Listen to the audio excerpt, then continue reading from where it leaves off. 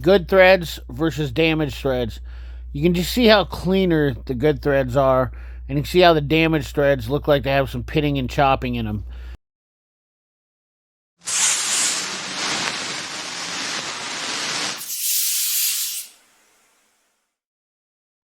Guys, CP the Tool Addict. Woo! I got a little bit of a different video I want to talk to you about real quick, and I might just do this real quick and see what kind of comments we generate and what kind of feelings we get on this. But I wanted to bring this into perspective. So I had a guy the other day who I was helping him out at the shop, and he started complaining, and he said the previous mechanic, and we do this often, we blame the other mechanic or blame a mechanic, and I've heard this done with tire shops and so on and so forth. And there's to instantly blame somebody for these situations seems a little bit premature and very knee-jerk type reaction to these. Now, I need to see some pretty specific evidence before I actually blame the previous mechanic for it. And what I'm referring to is over-tightening of bolts, over-torqued nuts, bolts, etc. So my instant knee-jerk reaction to that comment was, well, so then if you go to take manifold bolts off, that was somebody else's fault too, that those are tightened. And that basically comes with heat and stress, and that's why. It has nothing to do, no bearing to do on the previous mechanic. Obviously, we have different bolt types, such as illustrated here, tapered thread, straight thread. We have, tons of different fastener types of all sorts here. And with that being said, I find it a little bit, once again, premature to blame the previous person, whether it's mechanic or DIY. A lot of commonly ones that are done is the big debate, impacts versus our over-tightening lug nuts with impacts. And turns out to be that heat and aluminum and steel don't mesh up. So a lot of these years when people have mags on their cars, they're aluminum, and they have them against a steel rotor. Well, aluminum cools down faster, steel heats up longer, and when you start putting them together, they start meshing. You have all sorts of factors. Heat and time is your enemy. And not only that, there is cases where I would say things get over tightened, but a lot of times I find that when they're over tightened, that tends to show stress or pulling threads.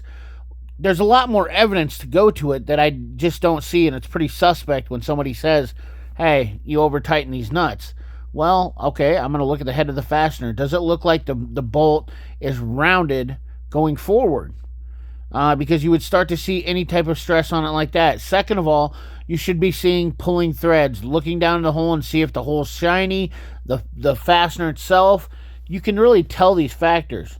Over-tightening something is kind of subjective, especially on bolt size, in my opinion, just being from a logical standpoint.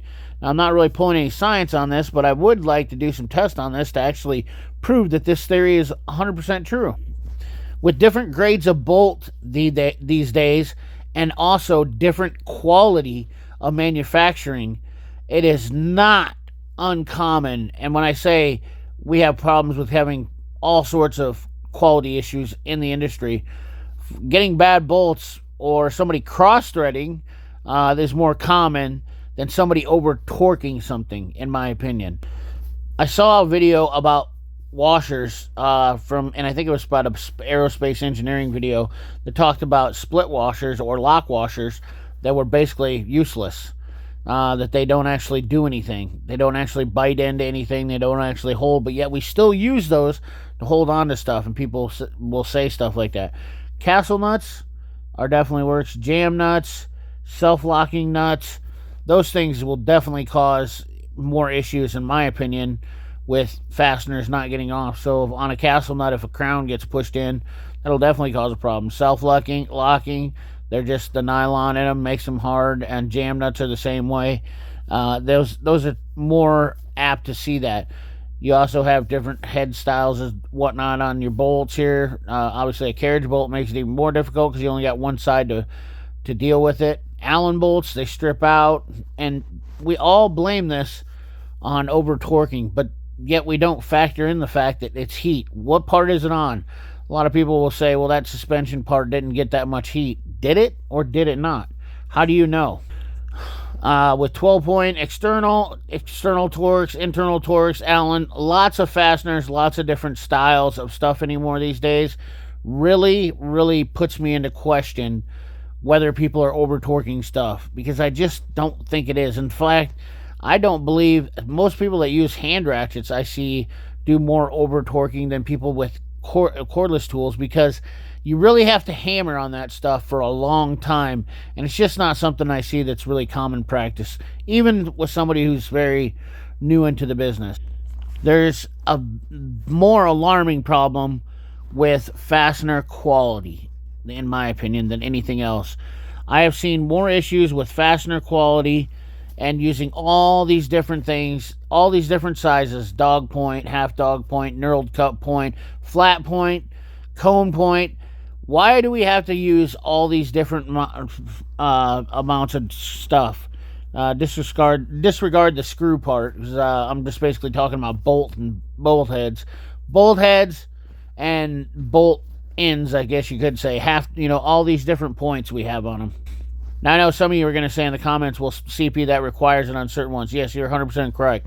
We have torque to yield bolts. We have all these things. But the quality of the fasteners that are actually coming out of the manufacturer's facilities could be in compromise. And I've seen different quality of fasteners do this. Going back here to the grades of bolts: 0, grade 2, grade 5, grade 6, grade 7, grade 8, which grade 8s are a common one that you hear people talking about. But if you're just meeting the basic standards of getting to a grade 8, is the manufacturing process good? I don't think that we're getting the same grade quality as we once were in this industry, to be honest with you. Giving some quick examples, which I know the picture is a little blurry here, but good threads versus damaged threads. You can just see how cleaner the good threads are, and you can see how the damaged threads look like they have some pitting and chopping in them. And that would indicate to me that it was an over-torqued fastener or thread bolt. Here we clearly have one that's been stripped out, and then we have stripped heads and whatnot that occur. But in this case right here, they're completely rounded out. What I would be looking for is the forward side of this to see that these were over-torqued, to literally say that this was over-torqued by someone. That's kind of my theory on that.